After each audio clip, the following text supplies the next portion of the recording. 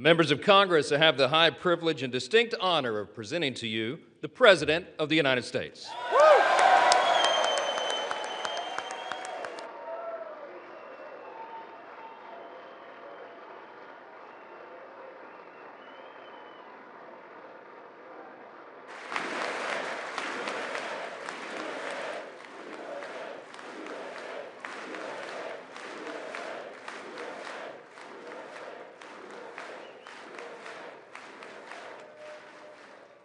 Well, thank you very much, everybody. It's really an honor.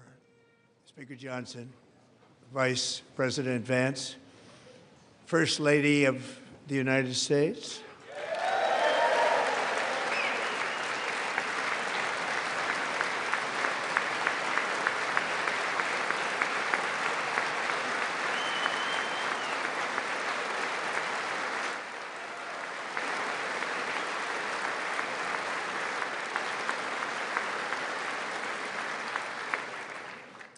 Second Lady of the United States,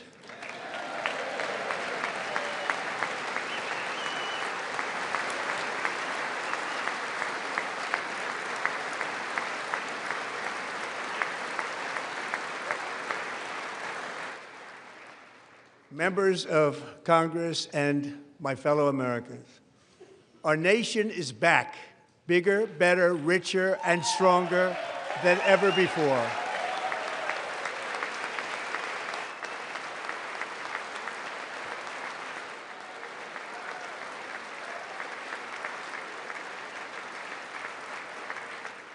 Less than 5 months from now, our country will celebrate an epic milestone in American history, the 250th anniversary of our glorious American independence. This July 4th, we will mark 2.5 centuries of liberty and triumph, progress and freedom in the most incredible and exceptional nation ever to exist on the face of the earth. And you've seen nothing yet. We're going to do better and better and better. This is the golden age of America.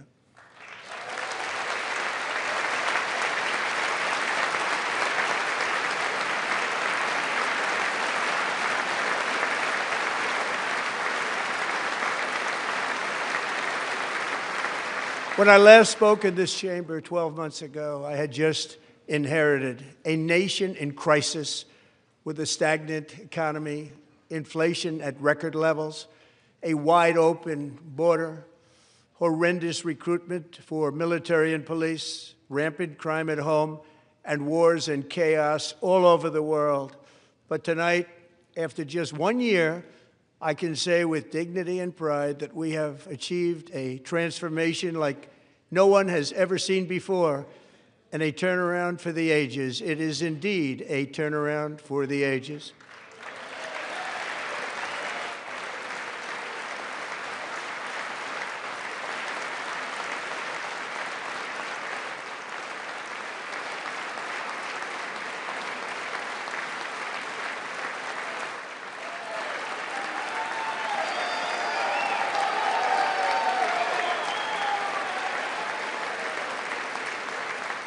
And we will never go back to where we were just a very short time ago. We're not going back. Today, our border is secure.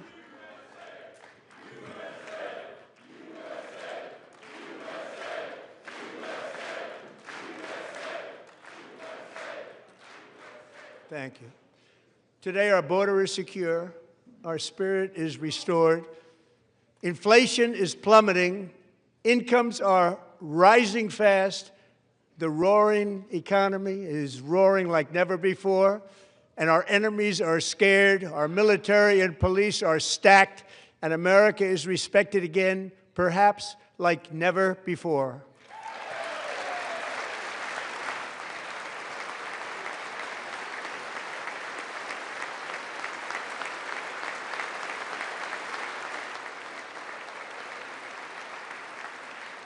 After 4 years in which millions and millions of illegal aliens poured across our borders, totally unvetted and unchecked, we now have the strongest and most secure border in American history by far.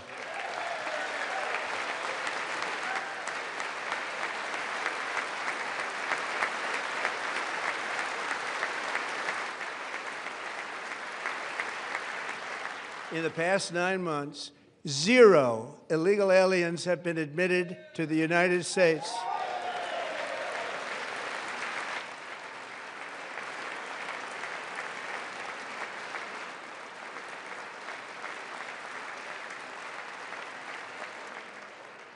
But we will always allow people to come in legally, people that will love our country and will work hard to maintain our country.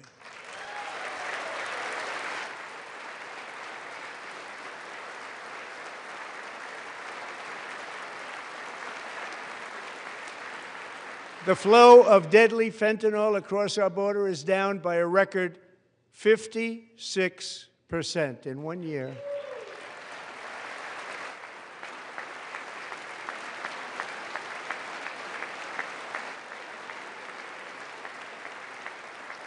And last year, the murder rate saw its single largest decline in recorded history. This is the biggest decline, think of it, in recorded history, the lowest number in over 125 years, year 1900. In fact, substantially before my wonderful father, I had a wonderful father, Fred, before he was born, substantially before he was born. That's a long time ago. He wouldn't like me to say that, but that's a long time ago. The Biden administration and its allies in Congress gave us the worst inflation in the history of our country. But in 12 months, my administration has driven core inflation down to the lowest level in more than 5 years. And in the last 3 months of 2025, it was down to 1.7%.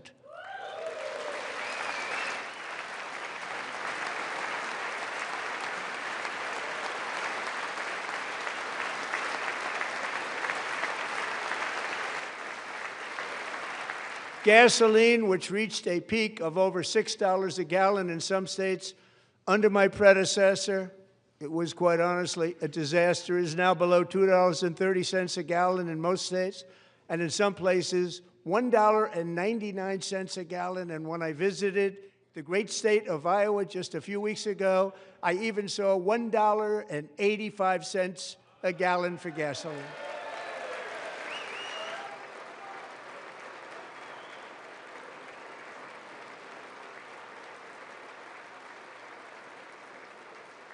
Mortgage rates are the lowest in 4 years and falling fast, and the annual cost of a typical new mortgage is down almost $5,000 just since I took office. 1 year.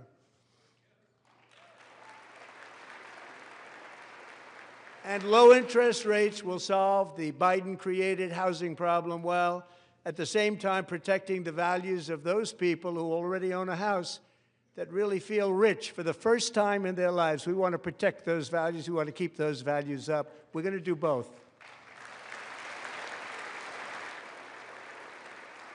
And we are going to keep it that way. The stock market has set 53 all-time record highs since the election. Think of that, 1 year. Boosting pensions, 401ks, and retirement accounts for the millions and millions of Americans. They're all gaining. Everybody's up, way up. In 4 long years, the last administration got less than $1 trillion in new investment in the United States. And when I say less, substantially less.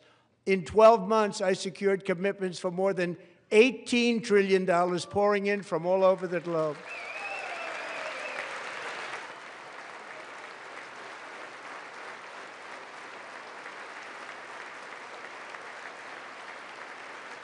Think of it, much less than $1 trillion for 4 years versus much more than $18 trillion for 1 year. What a difference a president makes. A short time ago, we were a dead country. Now we are the hottest country anywhere in the world, the hottest.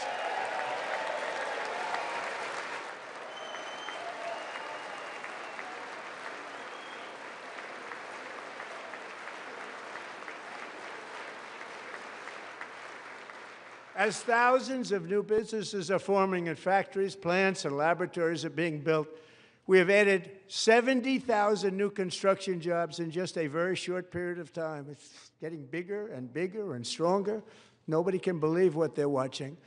American oil production is up by more than 600,000 barrels a day, and we just received from our new friend and partner, Venezuela, more than 80 million barrels of oil.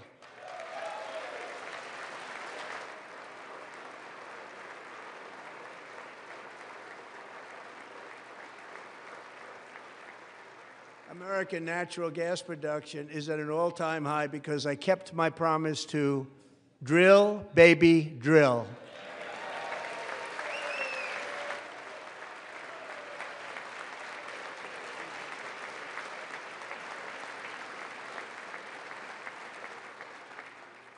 More Americans are working today than at any time in the history of our country. Think about that. Any time in the history of our country, more working today. And 100% of all jobs created under my administration have been in the private sector.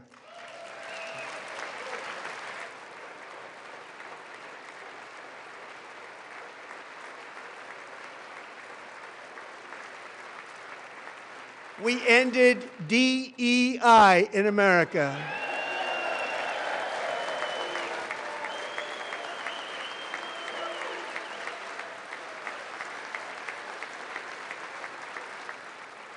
We cut a record number of job-killing regulations, and in 1 year we have lifted 2.4 million Americans, a record, off of food stamps.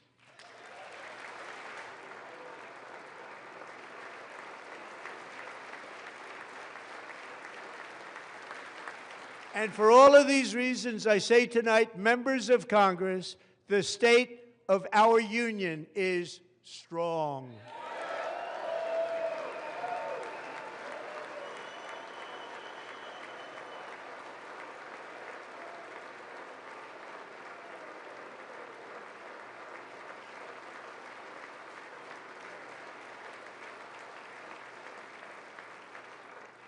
Our country is winning again. In fact, we're winning so much that we really don't know what to do about it. People are asking me, please, please, please, Mr. President, we're winning too much. We can't take it anymore. We're not used to winning in our country. Until you came along, we're just always losing, but now we're winning too much. And I say, no, no, no, you're going to win again. You're going to win big. You're going to win bigger than ever. And to prove that point, here with us tonight is a group of winners who just made the entire nation proud. The men's gold medal Olympic hockey team. Come on in.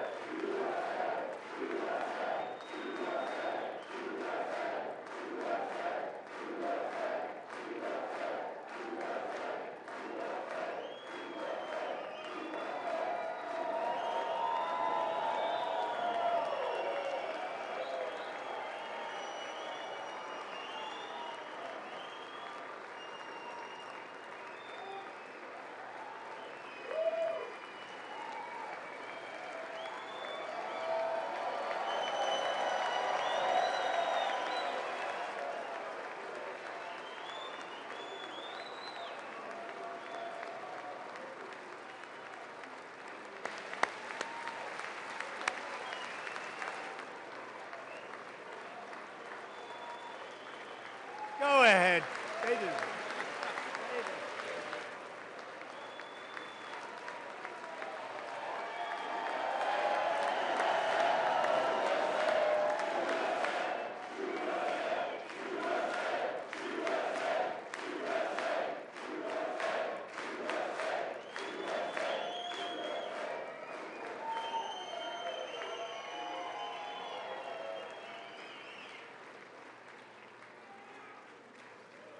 That's the first time I've ever seen them get up. And actually, not all of them did get up. But they beat a fantastic Canadian team in overtime, as everybody saw, as did the American women who will soon be coming to the White House.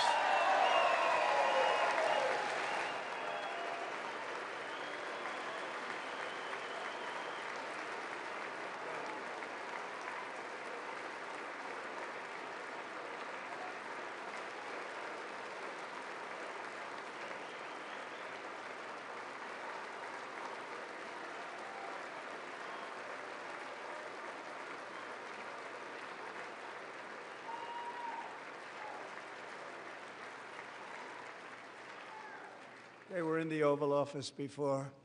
And I just want to say a second very big congratulations to Team USA. But I have to say that, and I told them this, and we took a vote of the team. I said, anybody votes no, I'm not doing it.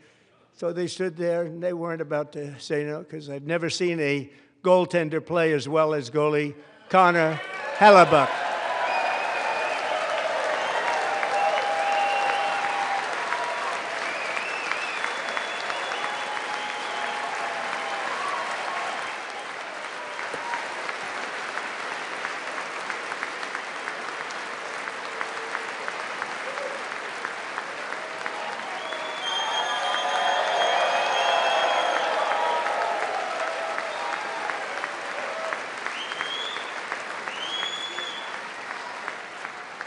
Think of it, 46 shots on goal, and I asked him, the one shot, the one where you put your stick in the back and it hit the neck of your stick and bounced off, do you practice that, or was that a little lucky? He refused to answer that question. But I just want to tell you that the members of this great hockey squad will be very happy to hear, based on their vote and my vote, and in this case my vote was more important, that I will soon be presenting Connor with our highest civilian honor, which we will be given and which has been given to many athletes over the years.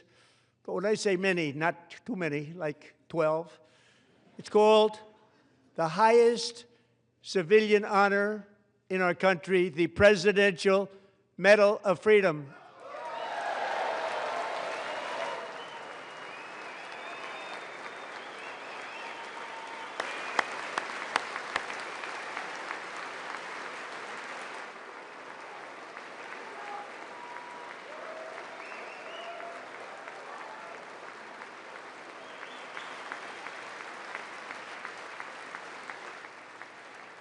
Great athletes have gotten that, very great, the best, and I thought he deserved it. And I did take a vote, every single one of them. I said, I'm not giving it if anybody goes no, and every single one of them rapidly put up their hand.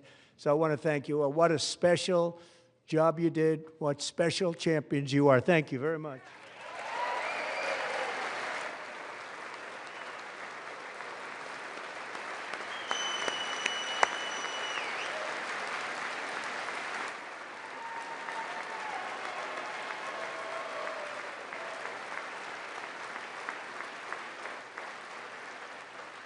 I'm also pleased to say that the next time the Olympic torch is lit, it will be here in America for the 2028 Olympics, and it's the summer version right in Los Angeles. We're going to do a good job in Los Angeles.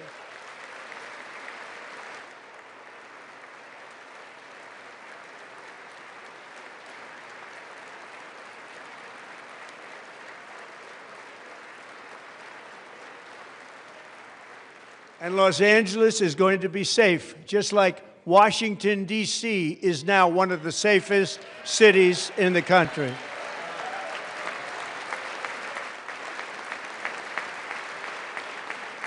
And this year, and I must say I got them both. I got them in my first term, and I was disappointed because I didn't think I'd be the president when this happened. But strange things took place. And now I've got them because I got the Olympics and I got the 2026 FIFA World Cup, and I wanted to claim the 250th, but I didn't get away with that one. I couldn't claim that one for myself. But we're getting the World Cup, so we have the World Cup and the Olympics coming, and that is exciting news.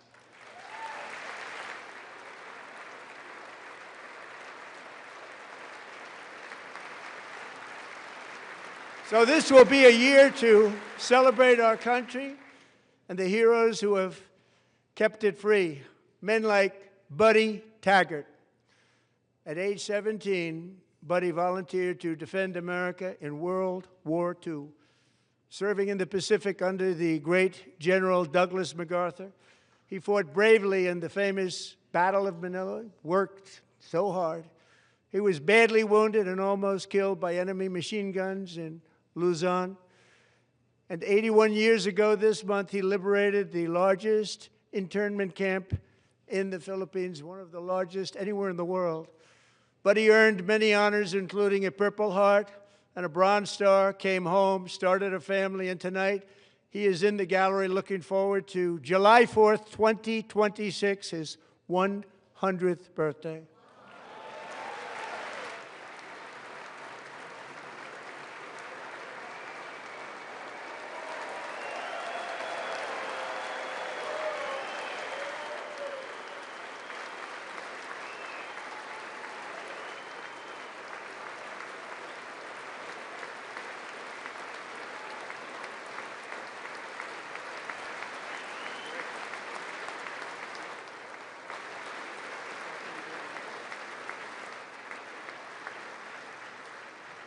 So, buddy, you're a brave man, and we salute you. Even in times of challenge, setback, and immense heartache, the spirit of 1776 has always shone through very brightly.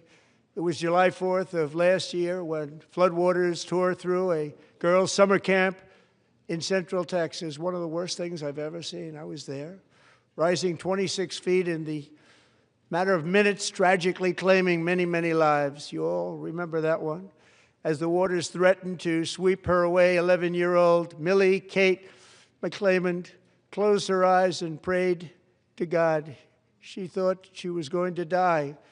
Those prayers were answered when Coast Guard rescue swimmer Scott Ruskin descended from a helicopter above. Nobody knew where he came from.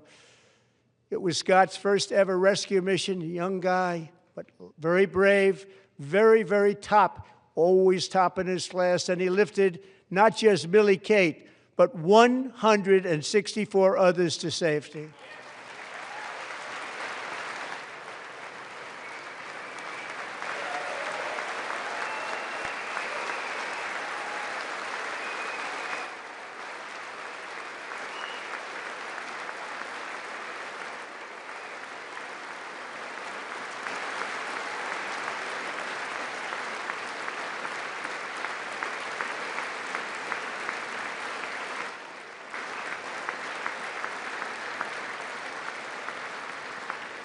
People watched Scott from a distance, and they couldn't believe what they were seeing. The winds were blowing, the rain was pouring, everything was going, and that rapid water, nobody's ever seen anything like it. They said, wow, that's something. Tonight, Scott and Millie Kate are here together, reunited for the very first time. Thank you, Scott, Millie Kate.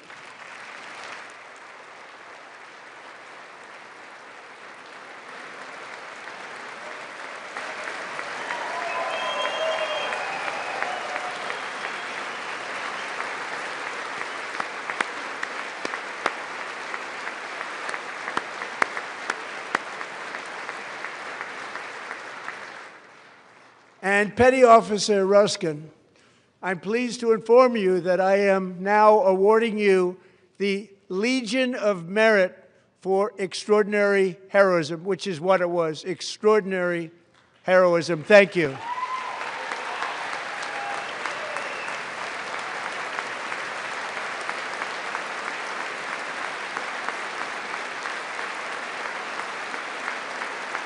And I'd like to have the military aide to please come down and take care of the service. Military aide, thank you very much. Take care of that very important service. Thank you very much. From 1776 to today, every generation of Americans has stepped forward to defend life, liberty, and the pursuit of happiness.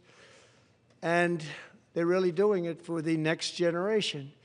But now it's our turn. Together we're building a nation where every child has the chance to reach higher and go further, where government answers to the people, not the powerful, and where the interests of hardworking American citizens are always our first and ultimate concern. That is the debt we owe to the heroes who came before us, and that is the promise we must keep to America for our 250th year. Last year, I urged this Congress to begin the mission by passing the largest tax cuts in American history, and our Republican majorities delivered so beautifully. Thank you, Republicans.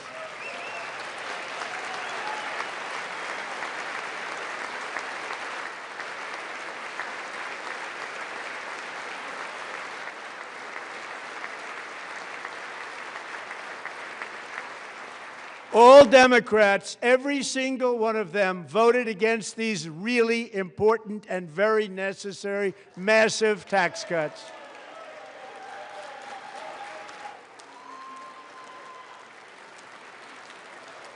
They wanted large-scale tax increases to hurt the people instead. But we held strong, and with the great, big, beautiful bill, we gave you no tax on tips, no tax on overtime, and no tax on Social Security for our great seniors.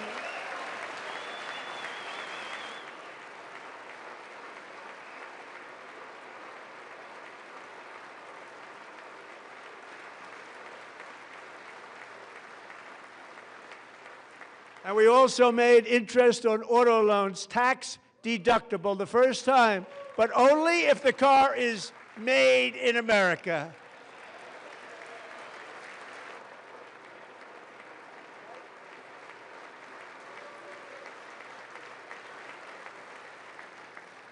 Recently in Pennsylvania, I met Megan Hemhauser, a devoted mom who's homeschools her children, beautiful, 2 children, during the day while waiting tables at night as her husband works overtime operating very heavy equipment.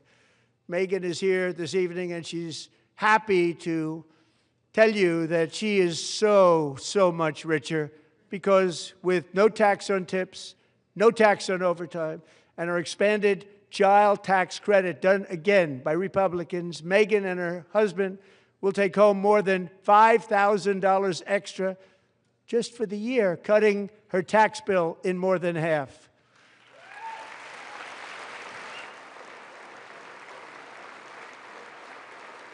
Megan, please stand up. We're fighting for you, Megan.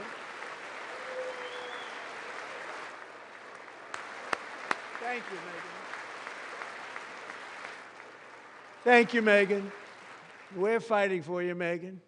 Under our bill, parents like Megan can also activate their children's brand new Trump accounts. And I didn't name it. I did not name it. I did not name that.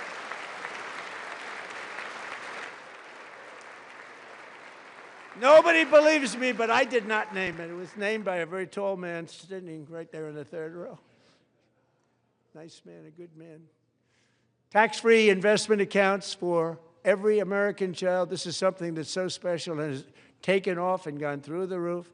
Millions will be pre-funded courtesy of the U.S. Treasury and private individuals like Michael and Susan Dell, who have donated $6.25 billion to fund the Trump accounts for 25 million American children. They're great people.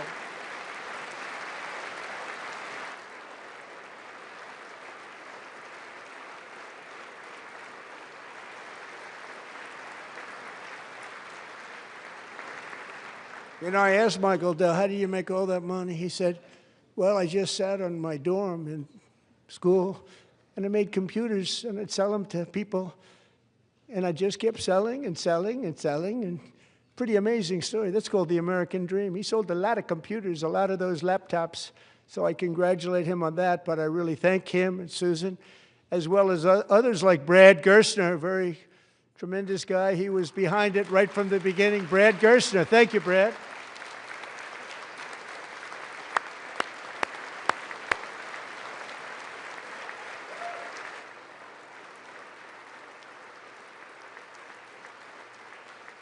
So with modest additional contributions, these young people's accounts could grow to over $100,000 or more by the time they turn 18. Think of it. How much money is that for somebody that started with nothing? Over 100,000, could be much more than that. To make this investment in our children's future, go to trumpaccounts.gov, trumpaccounts.gov. And a lot of people are doing it. It's setting every record in the book. It's popular. They knew what it was going to take. I'm so proud of them. I'm so proud of the people that got it started. And now it's just taken off. One of the primary reasons for our country's stunning economic turnaround, the biggest in history, where the Dow Jones broke 50,000 4 years ahead of schedule, and the S&P hit 7,000, where it wasn't supposed to do it for many years, were tariffs. I used these tariffs, took in hundreds of billions of dollars to make great deals for our country, both economically and on a national security basis. Everything was working well. Countries that were ripping us off for decades are now paying us hundreds of billions of dollars. They were ripping us so badly, you all know that. Everybody knows it. Even the Democrats know it. They just don't want to say it. And yet these countries are now happy, and so are we. We made deals. The deals are all done. And they're happy. They're not making money like they used to, but we're making a lot of money. There was no inflation, tremendous growth. And the big story was how Donald Trump called the economy correctly, and 22 Nobel Prize winners in economics didn't. They got it totally wrong. They got it really wrong. And then just 4 days ago, an unfortunate ruling from the United States Supreme Court. It just came down. It came down. Very unfortunate ruling. But the good news is that almost all countries and corporations want to keep the deal that they already made, right, Scott? Knowing that the legal power that I, as president, have to make a new deal could be far worse for them, and therefore they will continue to work along the same successful path that we had negotiated before the Supreme Court's unfortunate involvement. So despite the disappointing ruling, these powerful country-saving, it's saving our country, the kind of money we're taking in, peace-protecting. Many of the wars I settled was because of the threat of tariffs. I wouldn't have been able to settle them without. Will remain in place under fully approved and tested alternative legal statutes. And they have been tested for a long time. They're a little more complex, but they're actually probably better, leading to a solution that will be even stronger than before. Congressional action will not be necessary. It's already time-tested and approved. And as time goes by, I believe the tariffs paid for by foreign countries will, like in the past, substantially replace the modern-day system of income tax, taking a great financial burden off the people that I love.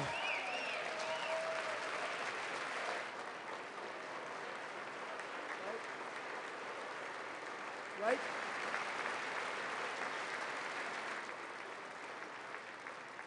Moving forward, factories, jobs, investment, and trillions of dollars will continue pouring into the United States of America because we finally have a president who puts America first. I put America first. I love America.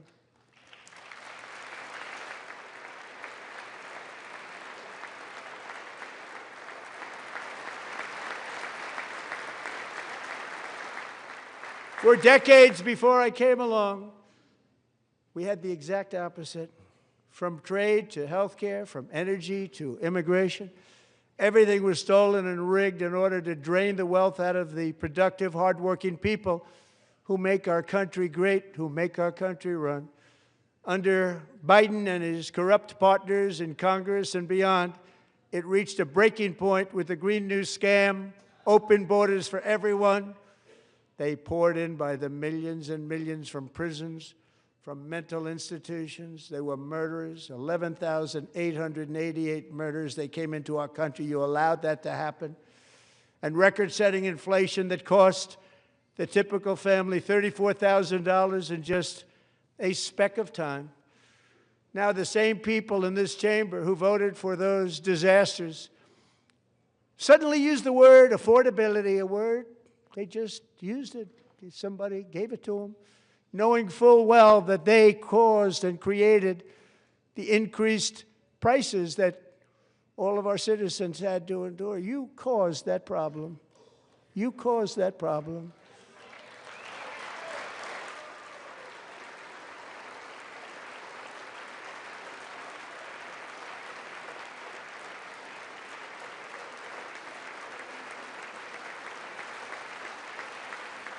They knew their statements were a lie. They knew it.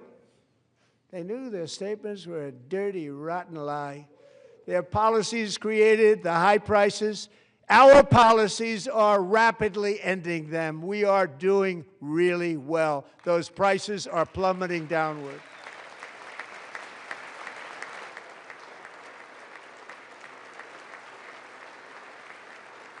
The price of eggs is down 60%, Madam Secretary, thank you.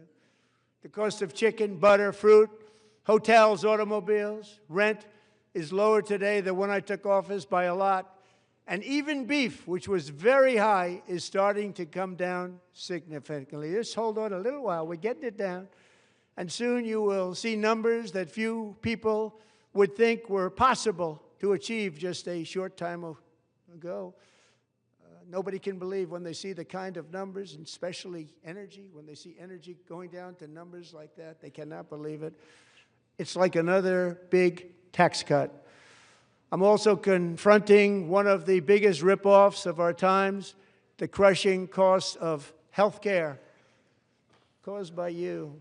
Since the passage of the Unaffordable Care Act, sometimes referred to as Obamacare, big insurance companies have gotten rich. It was meant for the insurance companies, not for the people. With our government giving them hundreds and hundreds of billions of dollars a year as their stock prices soared 1,000, 1,200, 1,400, and even 1,700%, like nothing else. That's why I introduced the great health care plan. I want to stop all payments to big insurance companies and instead give that money directly to the people so they can buy their own health care, which will be better health care at a much lower cost.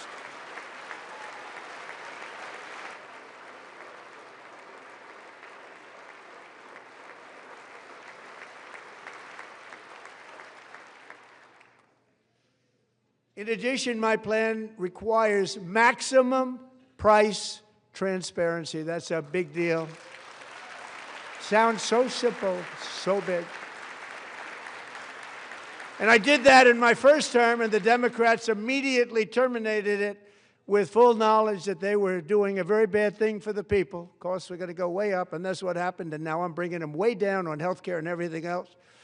I'm also ending the wildly inflated cost of prescription drugs like has never happened before.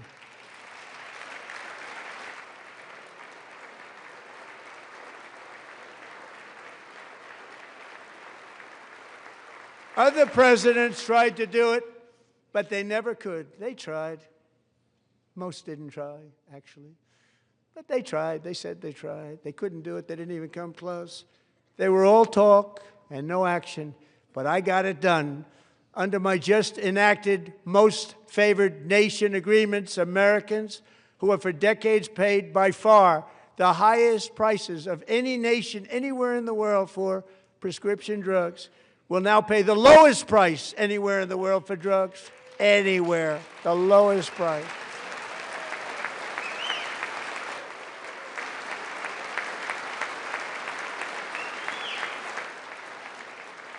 So in my first year of the second term,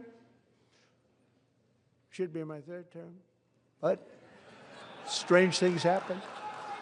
I took prescription drugs, a very big part of health care, from the highest price in the entire world to the lowest. That's a big achievement. The result is price differences of 300, 400, 500, 600% and more, all available right now at a new website called TrumpRx.gov. And I didn't name that one either, by the way.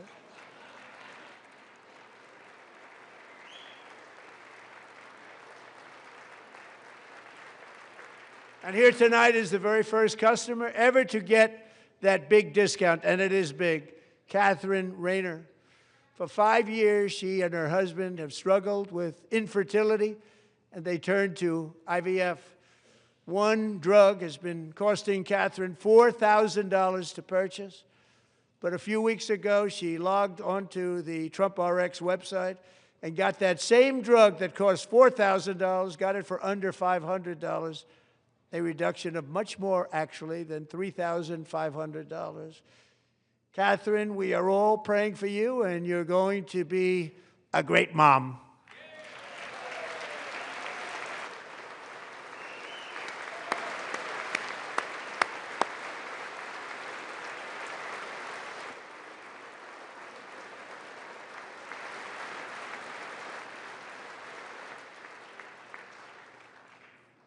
So now I'm calling on Congress to codify my most favored nation program into law. Now, the one thing, I'm not sure it matters because it's going to be very hard for somebody that comes along after me to say, let's raise drug prices by 700 or 800%. But John and Mike, if you don't mind, codify it anyway. They may do it. Codify it anyway. Thank you. Many Americans are also concerned that energy demand from AI data centers could unfairly drive up their electric utility bills. Tonight, I'm pleased to announce that I have negotiated the new Ratepayer Protection Pledge. You know what that is? We're telling the major tech companies that they have the obligation to provide for their own power needs. They can build their own power plants as part of their factory so that no one's prices will go up. And in many cases, prices of electricity will go down for the community and very substantially down. This is a unique strategy never used in this country before. We have an old grid. It could never handle the kind of numbers, the amount of electricity that's needed. So I'm telling them they can build their own plant. They're going to produce their own electricity. It will ensure the company's ability to get electricity while at the same time lowering prices of electricity for you, and could be very substantial for all of you cities and towns. You're going to see some good things happen over the next number of years. Another pillar of the American dream that has been under attack is home ownership. With us tonight is Rachel Wiggins, a mom of two from Houston. She placed bids on 20 homes and lost all of those bids to gigantic investment firms that bypassed inspection, paid all cash, and turned those houses into rentals, stealing away her American dream. She was devastated. Stories like this are why last month I signed executive order to ban large Wall Street investment firms from buying up in the thousands single-family homes.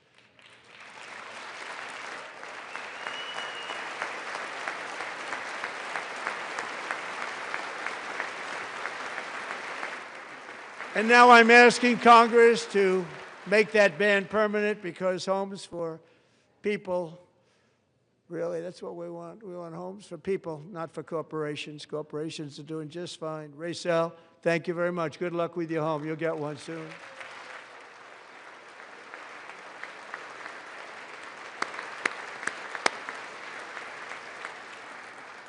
We're also working to make it easier for Americans to save for retirement.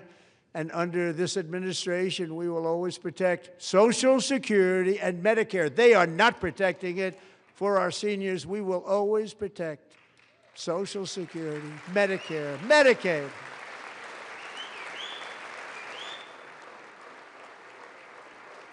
Since I took office, the typical 401k balance is up by at least $30,000. That's a lot of money. We have millions and millions of people, because the stock market has done so well, setting all those records. Your 401ks are way up. Yet half of all of working Americans still do not have access to a retirement plan with matching contributions from an employer. To remedy this gross disparity, I'm announcing that next year my administration will give these often forgotten American workers, great people, the people that built our country, access to the same type of retirement plan offered to every federal worker. We will match your contribution with up to $1,000 each year. As we ensure that all Americans can profit from a rising stock market, let's also ensure that members of Congress cannot corruptly profit from using insider information.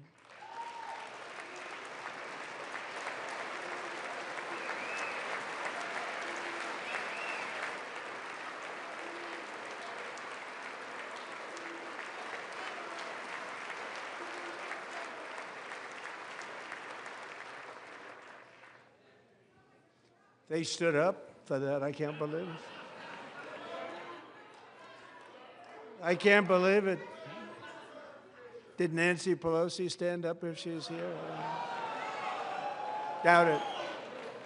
Pass the Stop Insider Trading Act without delay.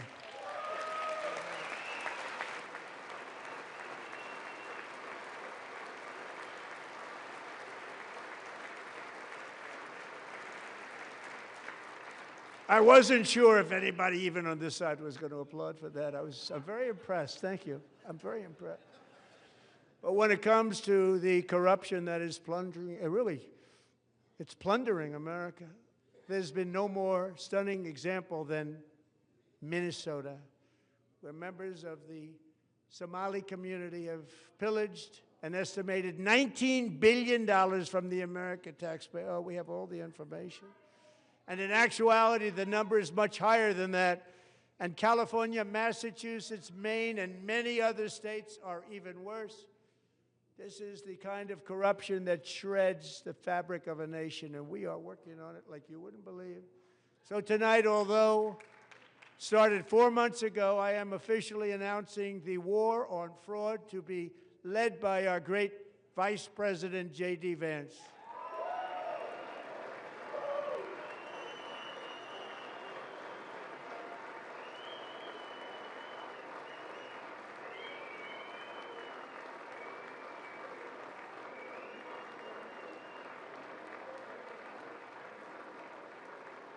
He'll get it done. If we're able to find enough of that fraud, we will actually have a balanced budget overnight. It'll go very quickly. That's the kind of money you're talking about. We'll balance our budget. The Somali pirates who ransacked Minnesota remind us that there are large parts of the world where corruption and lawlessness are the norm, not the exception. Importing these cultures through unrestricted immigration and open borders brings those problems right here to the USA. And it is the American people who pay the price in higher medical bills, car insurance rates, rent, taxes, and perhaps most importantly, crime. We will take care of this problem. We're going to take care of this problem. We are not playing games. Delilah.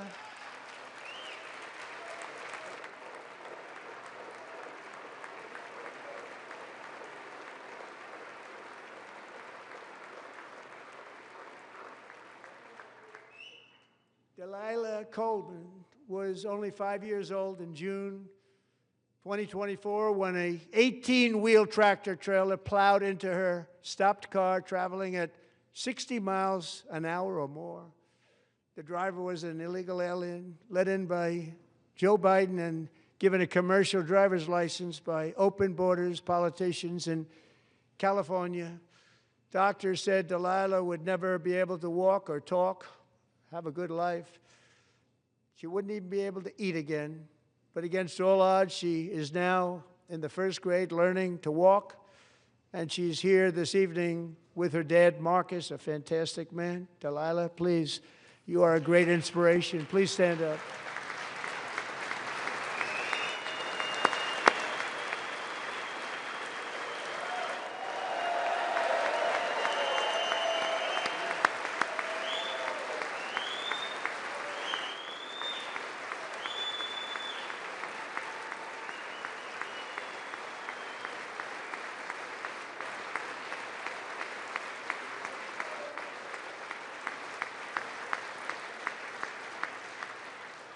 Thank you, Delilah. Many, if not most, illegal aliens do not speak English and cannot read even the most basic road signs as to direction, speed, danger, or location.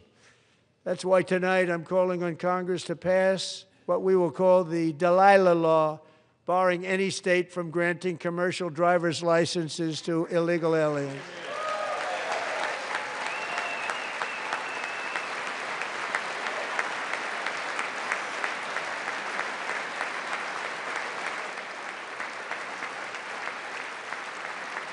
And yesterday, as you probably saw at the White House, I hosted a ceremony with Americans who lost their treasured loved ones to the scourge of illegal immigration. People came into our country, how we allowed this to happen with our open borders. These are the angel moms and families that for decades our government betrayed and our media totally ignored. It was terrible. Hard to believe, actually. In 2023, a 16-year-old high school cheerleader named Elizabeth Medina was supposed to perform in her town's Christmas parade, but she never arrived. Her mother, Jacqueline, went home to look for her, and she found her lying dead in a bathtub bleeding profusely after being stabbed 25 times. Lizbeth's killer was a previously arrested illegal alien who had broken in and brutally extinguished the brightest light in her family's life, violently and viciously. Her heartbroken mother is in the gallery to remind everyone in this chamber exactly why we are deporting illegal alien criminals to our country at record numbers, and we're getting them the hell out of here fast. We don't want them.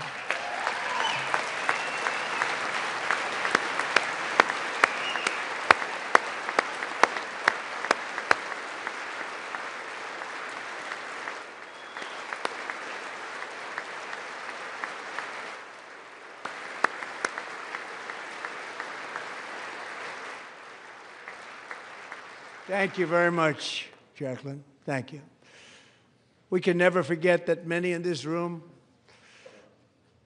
not only allowed the border invasion to happen before I got involved, but indeed they would do it all over again if they ever had the chance. If they ever got elected, they would open up those borders to some of the worst criminals anywhere in the world. The only thing standing between Americans and a wide open border right now is President Donald J. Trump and our great Republican patriots in Congress. Thank you. Thank you.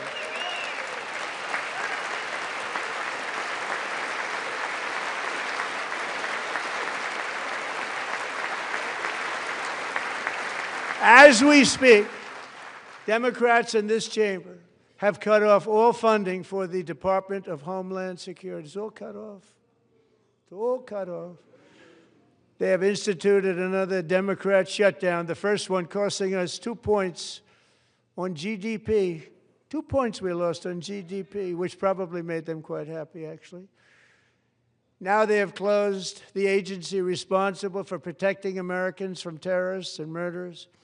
Tonight I'm demanding the full and immediate restoration of all funding for the border security, homeland security of the United States, and also for helping people clean up their snow. We have no money because of the Democrats, and it would be nice. We'd love to give you a hand at cleaning it up, but you gave no money. Nobody's getting paid. It's a shame. So you have to think about it. We have, in case you didn't know, a pretty large snowstorm out there. One of the great things about the State of the Union is how it gives Americans the chance to see clearly what their representatives really believe. So tonight I'm inviting every legislator to join with my administration in reaffirming a fundamental principle. If you agree with this statement, then stand up and show your support. The first duty of the American government is to protect American citizens, not illegal aliens.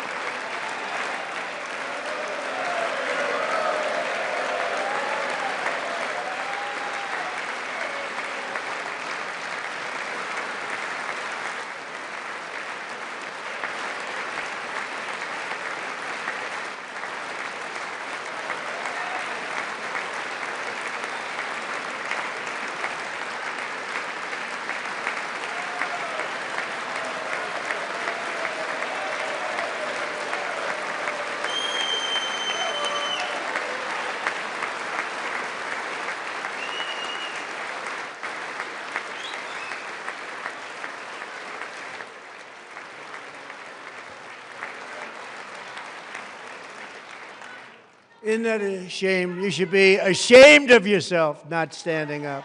You should be ashamed of yourself.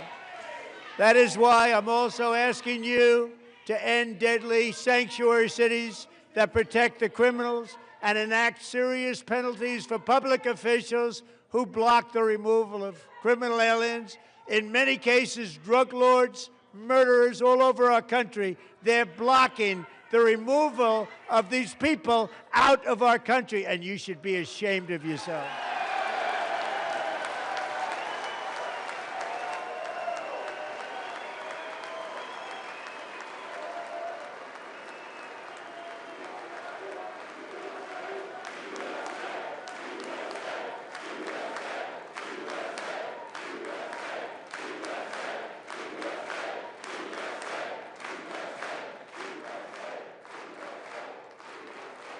And perhaps most importantly, I'm asking you to approve the Save America Act.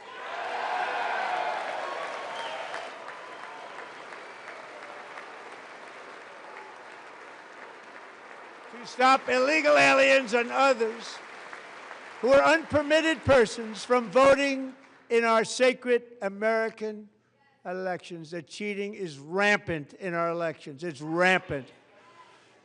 It's very simple. All voters must show voter ID.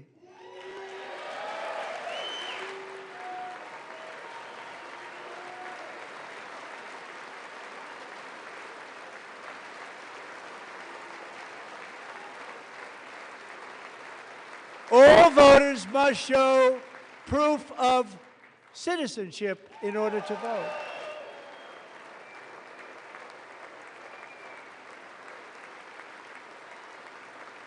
And no more crooked mail-in ballots except for illness, disability, military, or travel. None. And this should be an easy one. And by the way, it's polling at 89%, including Democrats, 89%.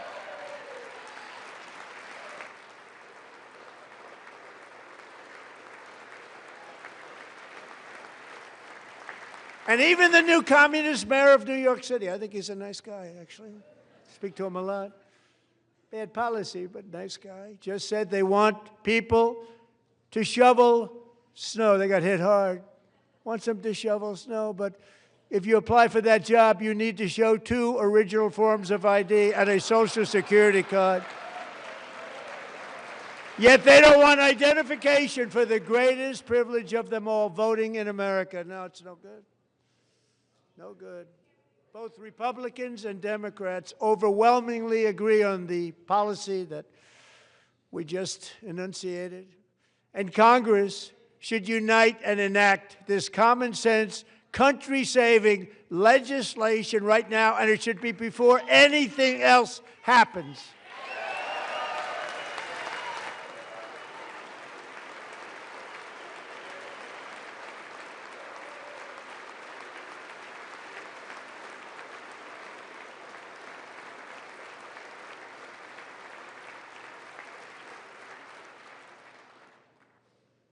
And the reason they don't want to do it, why would anybody not want voter ID? One reason, because they want to cheat. There's only one reason. They make up all excuses. They say it's racist. They come up with things you almost say, what imagination they have. They want to cheat. They have cheated. And their policy is so bad that the only way they can get elected is to cheat. And we're going to stop it. We have to stop it, John.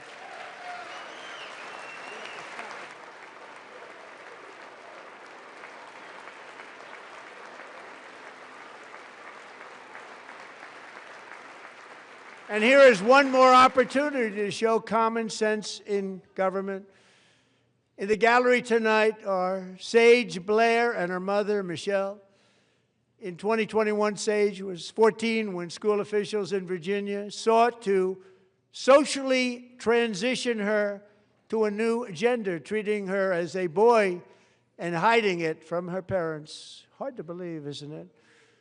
Before long, a confused Sage ran away from home after she was found in a horrific situation in Maryland. A left-wing judge refused to return Sage to her parents because they did not immediately state that their daughter was their son. Sage was thrown into an all-boys state home and suffered terribly for a long time. But today, all of that is behind them because Sage is a proud and wonderful young woman with a full-ride scholarship to Liberty University. Sage and Michelle, please stand up.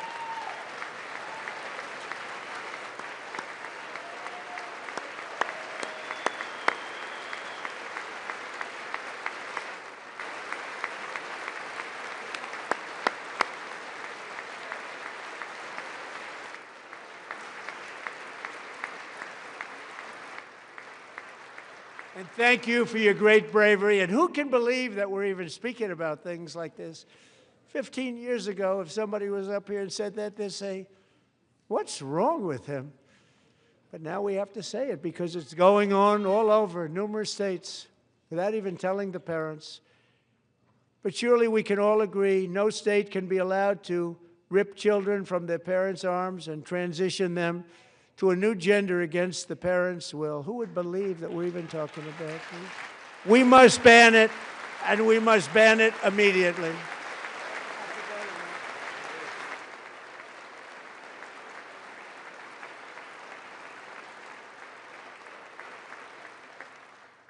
Look, nobody stands up. These people are crazy, I'm telling you. They're crazy.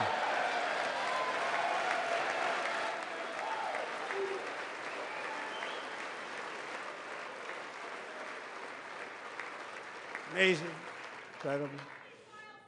Boy, oh boy. We're lucky we have a country. With people like this, Democrats are destroying our country, but we've stopped it just in the nick of time, didn't we? Huh?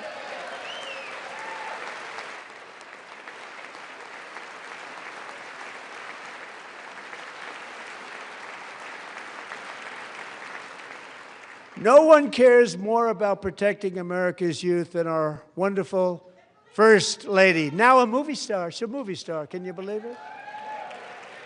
Who would have believed that? Over the past year, she has had an incredible impact championing AI legislation, advancing a landmark executive order on foster care, and helping secure $30 million to launch the Melania Trump Foster Youth to Independence Initiative. It's a tremendous really a tremendous thing that happened and had a lot of bipartisan support. She gets much better bipartisan support than I do. I get none. She gets a lot. Someday you're going to have to tell me how you did that. And students and educators in every state have joined the First Lady's efforts in the presidential AI challenge, keeping America's next generation positioned to succeed and strongly succeed in the future. Tonight, we welcome two young people whose lives reflect the First Lady's impact, Sierra Burns and Everest Nevermont. Thank you both, and Melania, thank you. I know how hard you worked on it. Thank you very much.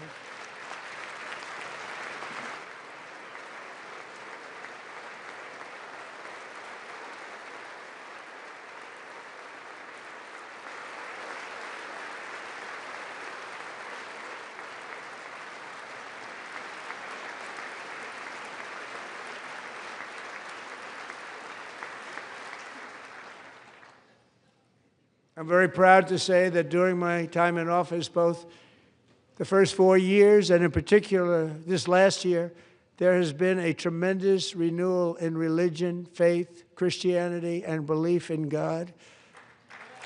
Tremendous renewal.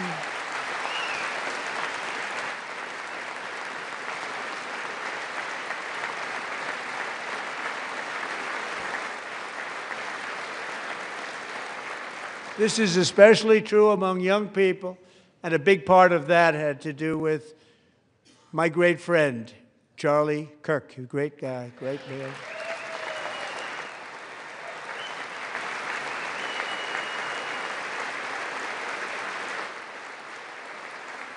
So last year, Charlie was violently murdered by an assassin and martyred, really martyred for his beliefs. His wonderful wife, Erica, is with us tonight. Erica, please stand.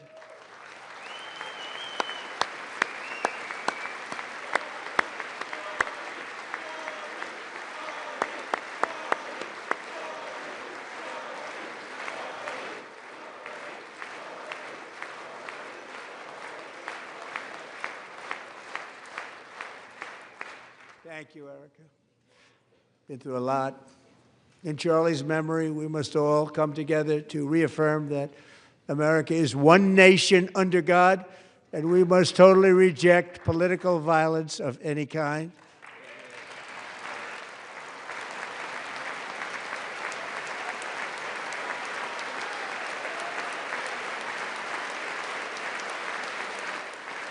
We love religion, and we love bringing it back, and it's coming back at levels that nobody actually thought possible. It's really a beautiful thing to see. Above all, unleashing America's promise requires keeping our communities safe. We have made incredible strides, yet dangerous repeat offenders continue to be released by pro-crime Democrat politicians again and again. We are honored to be joined tonight by a woman who's been through hell, Anya Zarutska. In 2022, she and her beautiful daughter, so beautiful, what a beautiful young woman, Irina, fled war-torn Ukraine to live with relatives near Charlotte, North Carolina. And by the way, what's going on with Charlotte? Last summer, 23-year-old Irina was riding home on the train when a deranged monster who had been arrested over a dozen times and was released through no cash bail, stood up and viciously slashed a knife through her neck and body. No one will ever forget. There were people on that train. No one will ever forget the expression of terror on Irina's face as she looked up at her attacker in the last seconds of her life. She died instantly.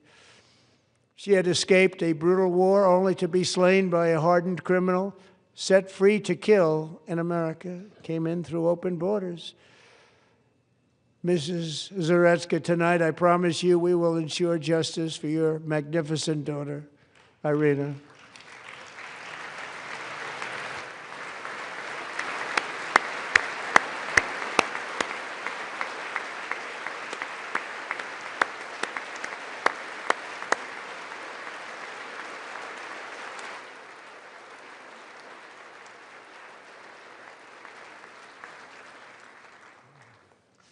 How do you not stand? How do you not stand? I'm asking this Congress to pass tough legislation to ensure that violent and dangerous repeat offenders are put behind bars, and importantly, that they stay there.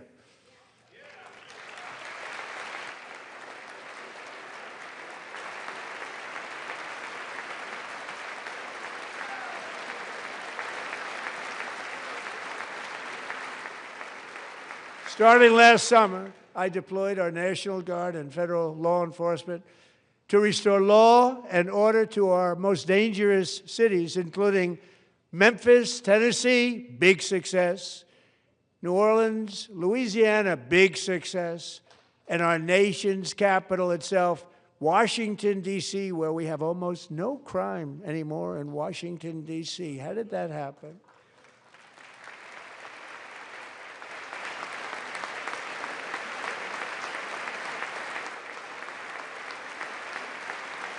In fact, crime in Washington is now at the lowest level ever recorded, and murders in D.C. this January were down close to 100% from a year ago.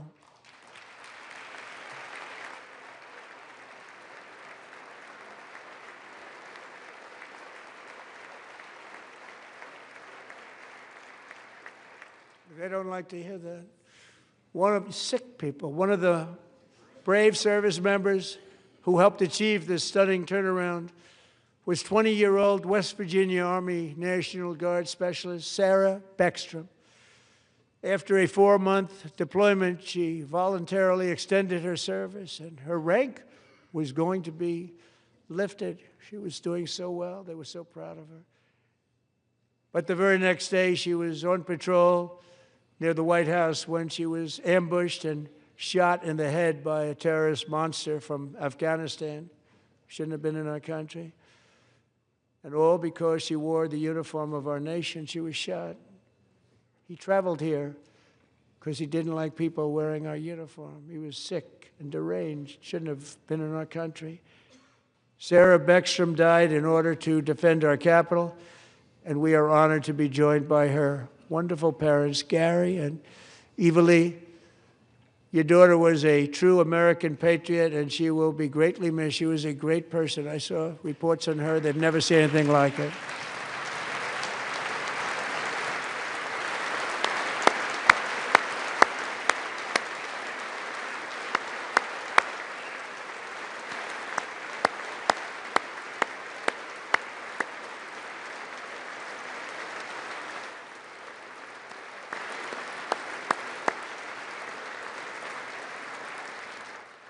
So sorry. Thank you very much.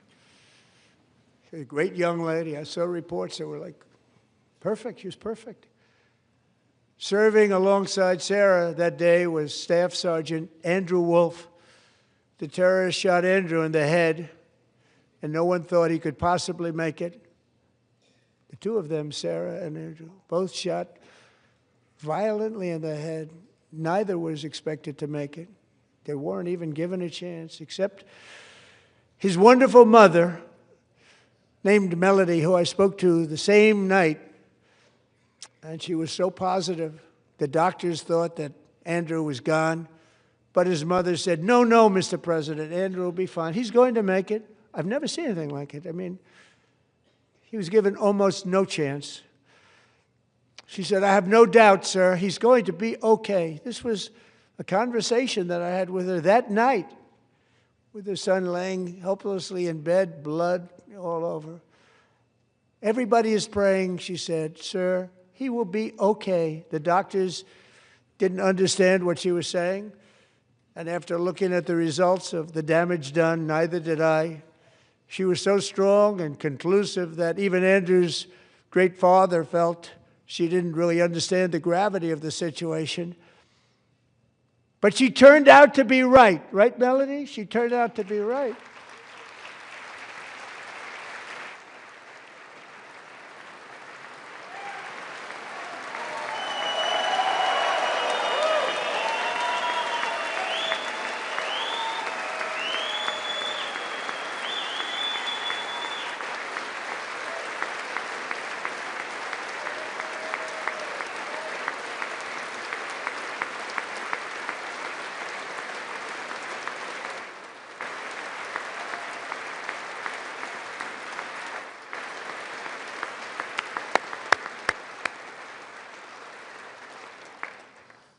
Amazing, actually.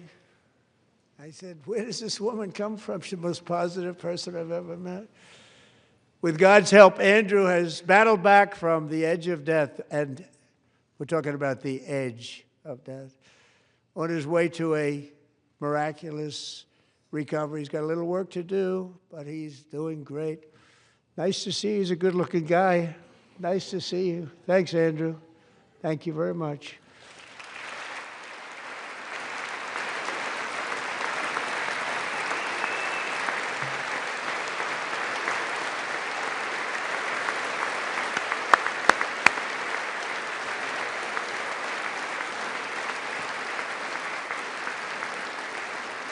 So, Andrew, while you're up, now I'm going to ask a highly respected General James Seward to present Staff Sergeant Andrew Wolf and the great family of Sarah Beckstrom with the award created by our late, great President George Washington himself. It's called the Purple Heart.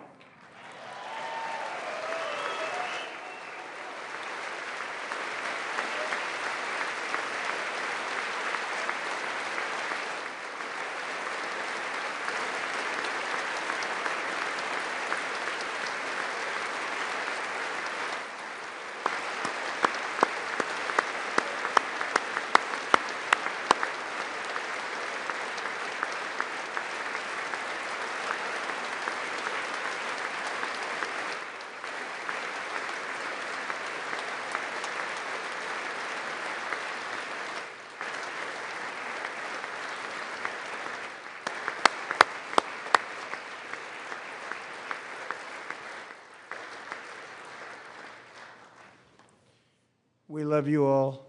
Love you. We're proudly restoring safety for Americans at home, and we are also restoring security for Americans abroad. Our country has never been stronger. My first 10 months, I ended 8 wars, including Cambodia. Isn't it funny? Sick people. Cambodia and Thailand, Pakistan and India. Would have been a nuclear war. 35 million people said the Prime Minister of Pakistan would have died if it were not for my involvement. Kosovo and Serbia, Israel and Iran, Egypt and Ethiopia, Armenia and Azerbaijan, the Congo and Rwanda, and of course the war in Gaza, which proceeds at a very low level. It's just about there. And I want to thank Steve Witkoff and Jared Kushner for your help. Thank you, Steve. Thank you, Jared.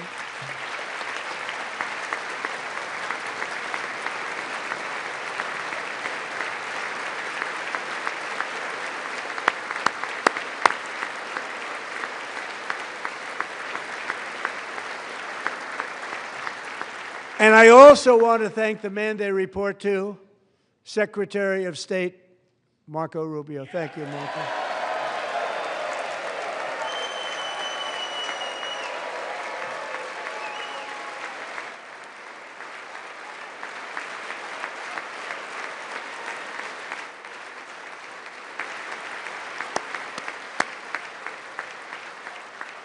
People like you.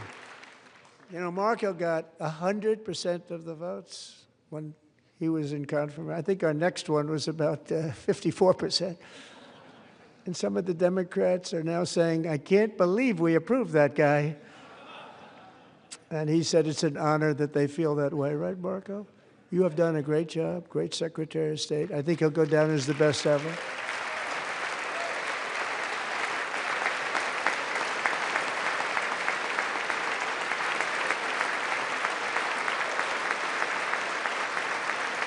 Under the ceasefire I negotiated, every single hostage, both living and dead, has been returned home. Can you believe that?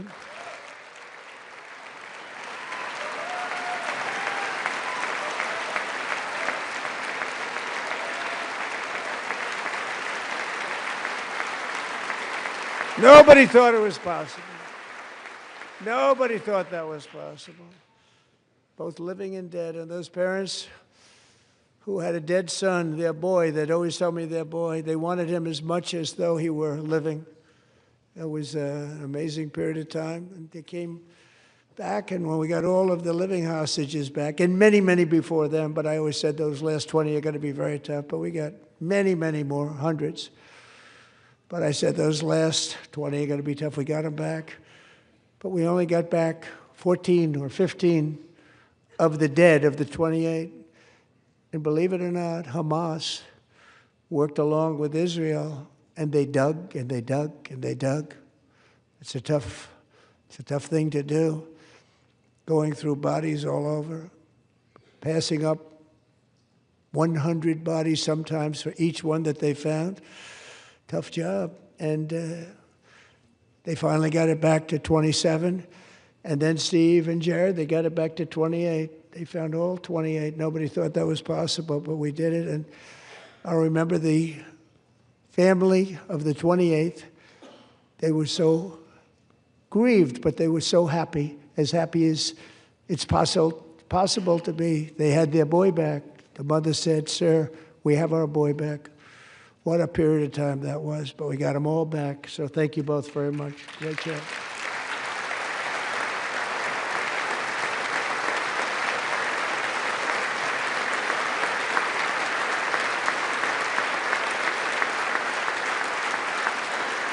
And we're working very hard to end the 9th war, the killing and slaughter between Russia and Ukraine, where 25,000 soldiers are dying each and every month. Think of that, 25,000 soldiers are dying a month.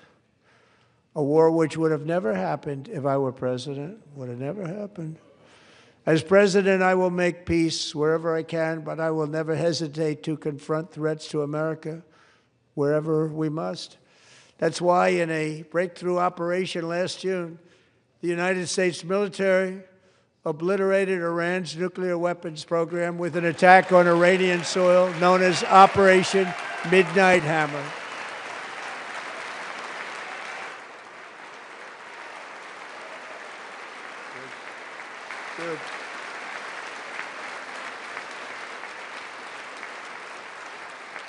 For decades, it had been the policy of the United States never to allow Iran to obtain a nuclear weapon. Many decades. Since they seized control of that proud nation 47 years ago, the regime and its murderous proxies have spread nothing but terrorism and death and hate. They've killed and maimed thousands of American service members and hundreds of thousands and even millions of people with what's called roadside bombs. They were the kings of the roadside bomb. And we took out Soleimani. I did that during my first term. Had a huge impact. He was the father of the roadside bomb.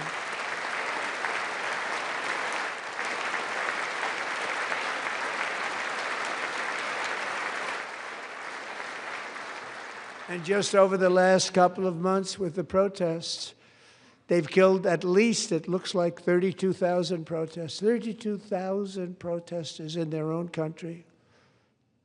They shot them and hung them.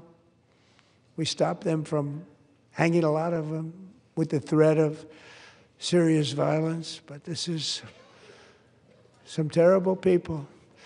They've already developed missiles that can threaten Europe and our bases overseas, and they're working to build missiles that will soon reach the United States of America.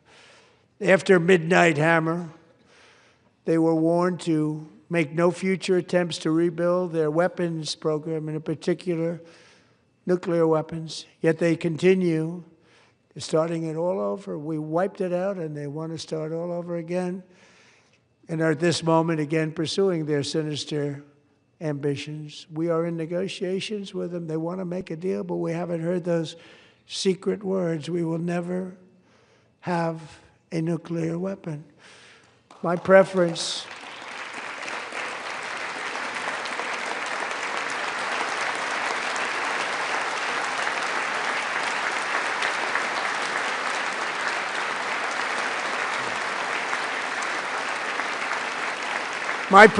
is to solve this problem through diplomacy. But one thing is certain, I will never allow the world's #1 sponsor of terror, which they are by far, to have a nuclear weapon. Can't let that happen.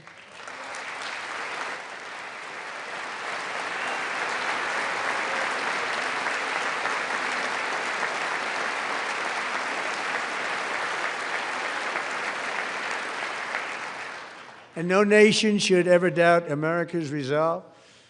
We have the most powerful military on earth. I rebuilt the military in my first term. We're going to continue to do so. Also, we just approved a $1 trillion budget. We have no choice. We have to be strong, because hopefully we will seldom have to use this great power that we built together. It's really called peace through strength, and it's been very, very effective.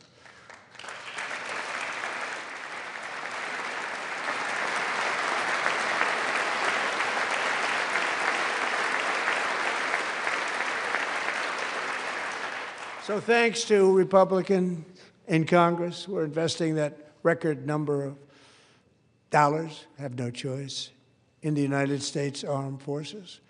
Also creating a lot of jobs, but we're not even doing it for that reason. Because as I said, we have more jobs, more people working today than ever before in the history of our country. And NATO countries are friends and allies. They are. They're our friends and they're our allies. Have just agreed, at my very strong request, to pay 5% of GDP for military defense rather than the 2%, which they weren't paying. We were paying for almost all of NATO. Now they're paying 5 as opposed to not paying 2.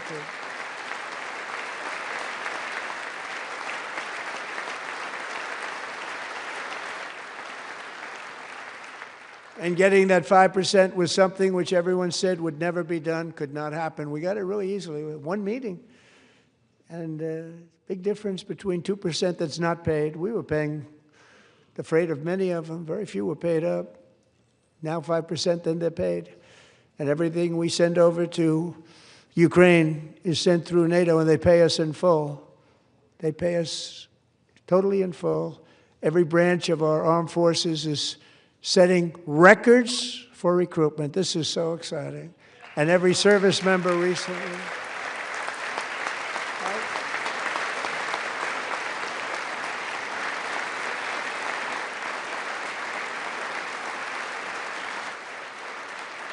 And every service member recently received a warrior dividend of $1,776.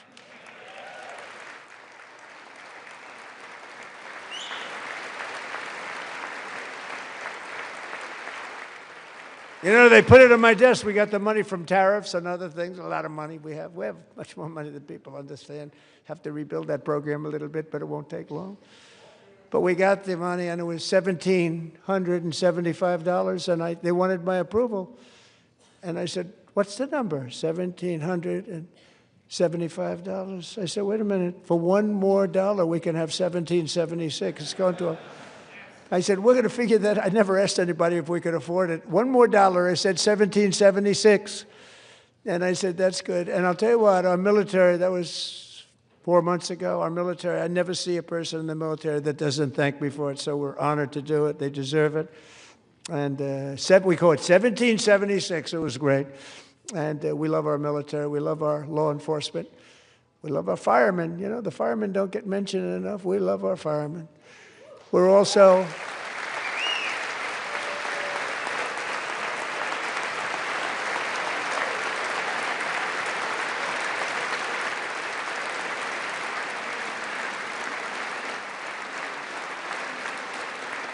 restoring American security and dominance in the Western Hemisphere, acting to secure our national interests and defend our country from violence, drugs, terrorism, and foreign interference. For years, large swaths of territory in our region, including large parts of Mexico, really large parts of Mexico, have been controlled by murderous drug cartels. That's why I designated these cartels as foreign terrorist organizations, and I declared illicit fentanyl as a weapon of mass destruction.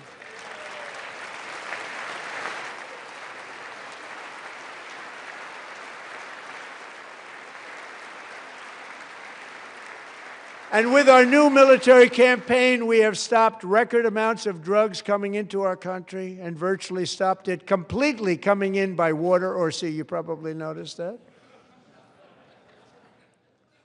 We very seriously damaged their fishing industry also. Nobody wants to go fishing anymore. We've also taken down one of the most sinister cartel kingpins of all. You saw that yesterday. In January,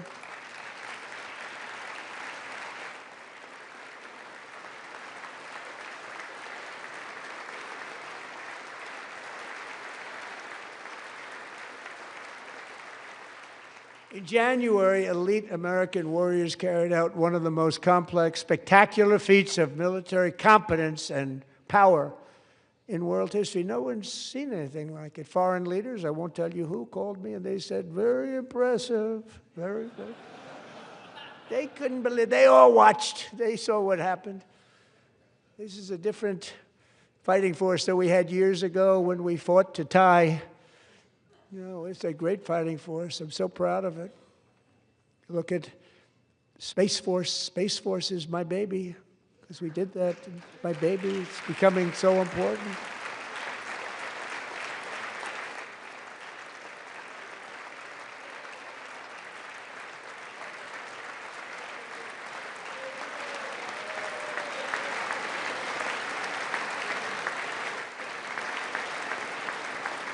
And America's armed forces overwhelmed all defenses and utterly defeated an enemy, good fighters, to end the reign of outlaw dictator Nicolas Maduro and bring him to face American justice.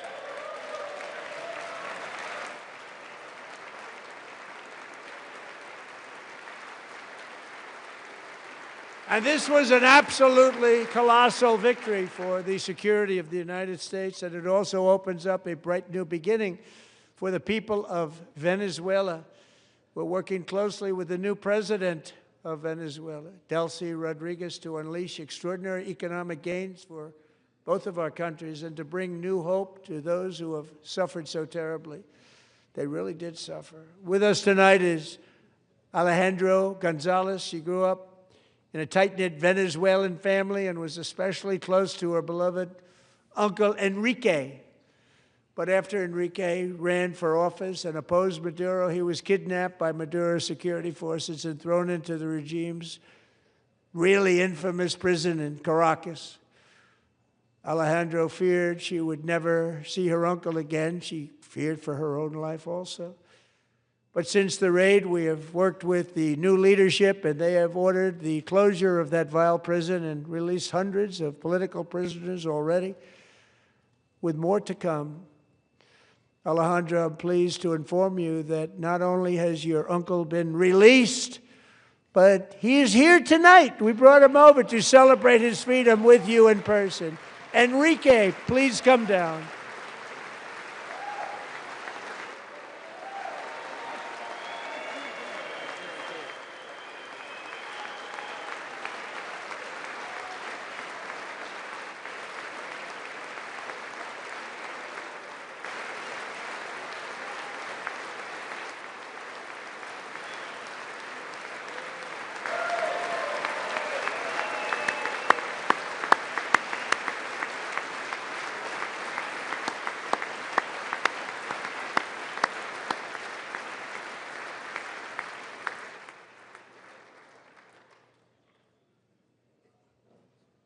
Thank you, Enrique. Have a good time.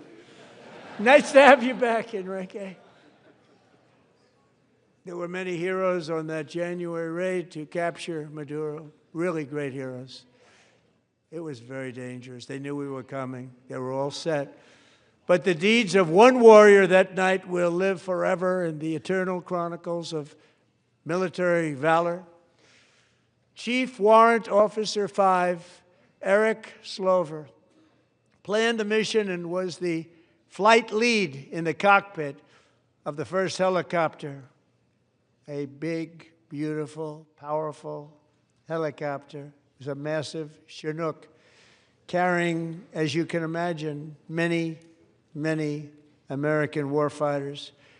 Wearing the dog tags, his wife Amy had blessed with holy water before he left. She knew it was going to be a rough one. Eric steered the Chinook under the cover of night and descended swiftly upon Maduro's heavily protected military fortress. This was a major military installation, protected by thousands of soldiers and guarded by Russian and Chinese military technology. How did that work out? Not too good. While preparing to land, enemy machine guns fired from every angle, and Eric was hit very badly in the leg and hip, one bullet after another. He absorbed 4 agonizing shots, shredding his leg into numerous pieces. And yet, despite the fact that the use of his legs was vital to successful helicopter flight, legs are the most important part of flying a helicopter, to deliver the many commandos who would capture and detain Maduro was the only thing Eric was thinking about. Then, even as he was gushing blood, which was flowing back down the aisle, helicopter lands at a steep angle.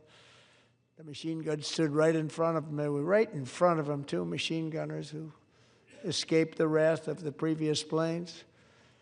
Eric maneuvered his helicopter with all of those lives and souls to face the enemy and let his gunners eliminate the threat. Turned the helicopter around so the gunners could take care of business, saving the lives of his fellow warriors from what could have been a catastrophic crash deep in enemy territory. Only after safely landing the helicopter with all the warriors aboard in the exact right spot, which was vital to the mission. We probably would have had to maybe cancel the mission if that didn't happen. Eric told his co-pilot, also wounded, but not as gravely, to take over. I'm about ready to pass out. The success of the entire mission and the lives of his fellow warriors hinge on Eric's ability to take the searing pain. It was unbelievable what's happened to his legs of the bullets and keep on flying and landing, and people knew what was happening. Everybody in the back of the helicopter knew because they saw the blood pouring down the aisle. Chief Warrant Officer Slover is still recovering from his serious wounds, but I'm thrilled to say that he is here tonight with his wife, Amy, Eric, and Amy. Come on in.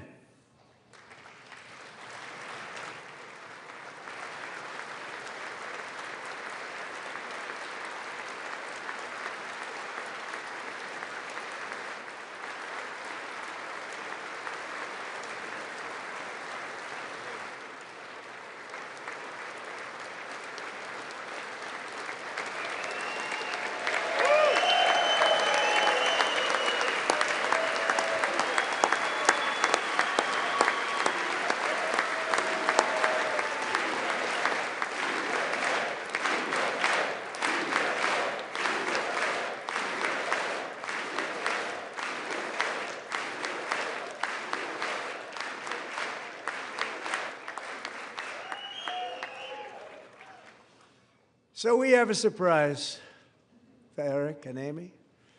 In recognition of Eric's actions above and beyond the call of duty, I would now like to ask General Jonathan Braga to present Chief Warrant Officer Slover with our nation's highest military award, the Congressional Medal of Honor.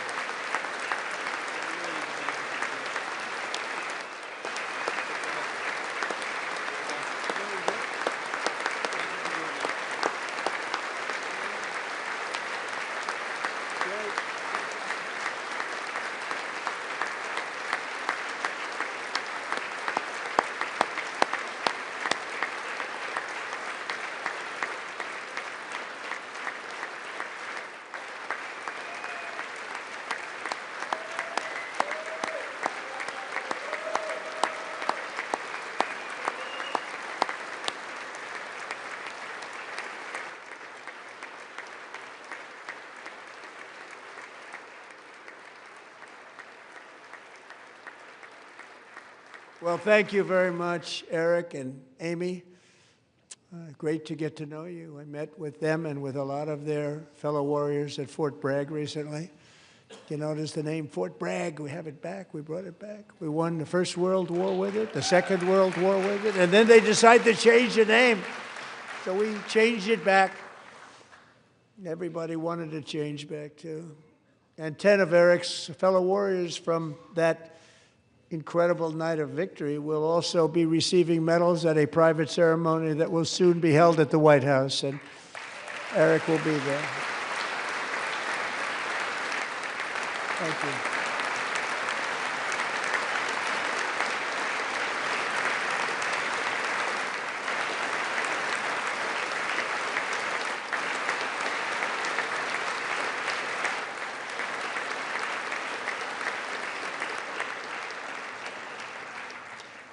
Thank you, Eric. That's a big one. Tonight we've celebrated many truly extraordinary American patriots, but there is one last living legend to honor before we go. He is one more heroic American aviator, Navy fighter pilot. Royce Williams served in World War II, Korea, Vietnam, flying more than 220 missions.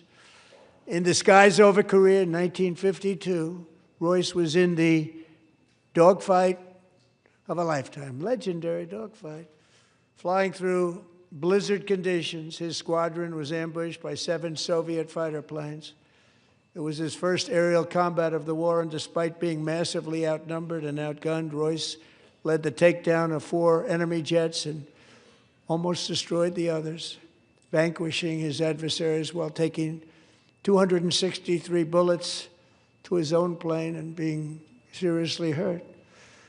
His story was secret for over 50 years. He didn't even want to tell his wife, but the legend grew and grew. But tonight, at 100 years old, this brave Navy captain is finally getting the recognition he deserves. He was a legend long before this evening. Royce, please stand up, and I will ask the First Lady of the United States to present Captain Royce Williams with his Congressional Medal of Honor.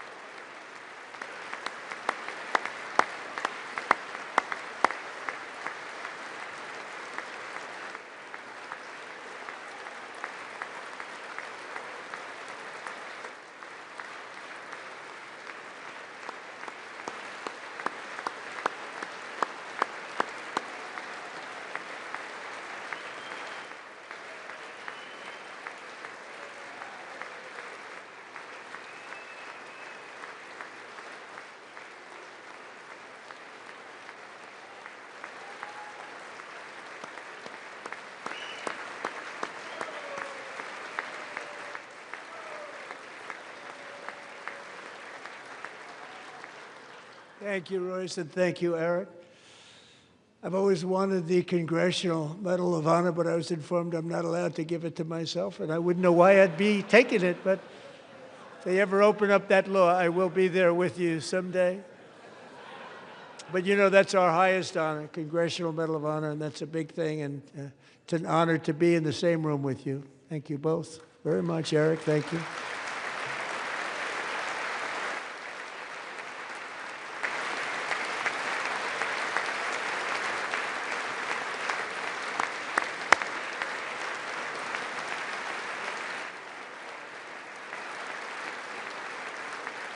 Thank you.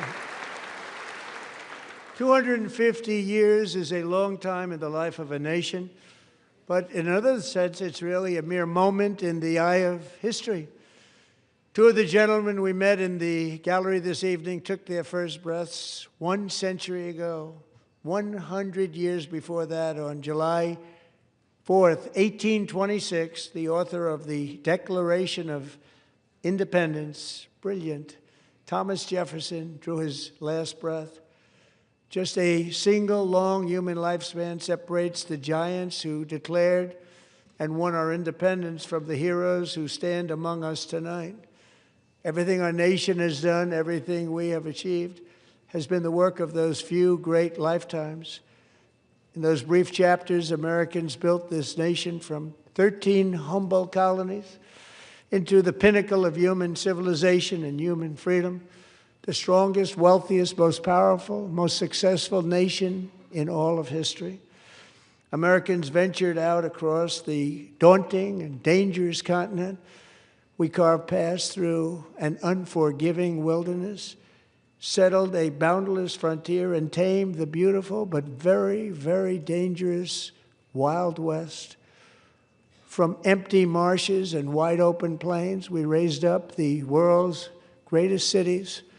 Together, we mastered the world's mightiest industries and shattered history's monstrous tyrannies. And we liberated millions from the chains of fascism, communism, oppression, and terror.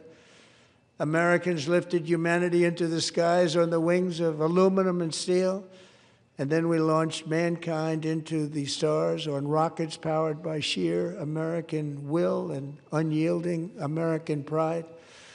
We wired the globe with our ingenuity. We captivated the planet with American culture.